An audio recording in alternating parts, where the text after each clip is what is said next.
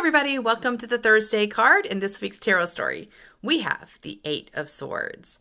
So the number 8 is connected to feeling in power and to being in the flow of your life. It's about really being in your own momentum. And swords are connected to the mind. They're about ideas and beliefs and expectations and communication. So we look at this card and we know it's an 8 card, which means we're feeling empowered and in our flow, but the image does not look much like it connects to that.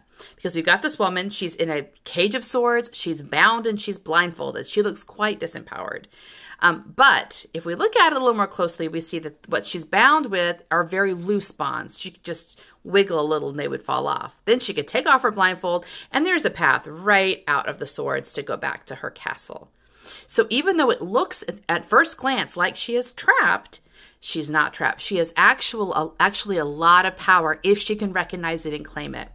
And that's the lesson of the Eight of Swords, is our minds, when it shows up, it tells us that our minds are stuck in a belief of their own disempowerment. There are certain things that can't happen. There's a limitation, and there's no way around it. We are trapped inside something. This card shows up to say, are you really trapped, or do you just think you're trapped? Are you in a delusion?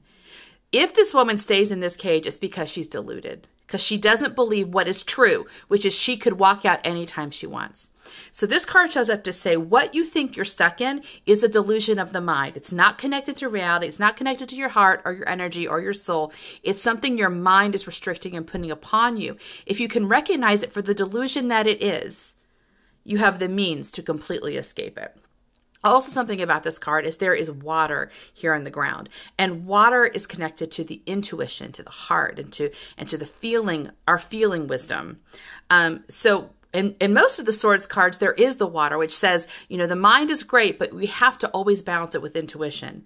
So your intuition is the way you find the path out, not by believing this story that your mind is stuck on, but by knowing there is something else possible and being willing to follow that and to sort that out, even though the mind is arguing it's impossible.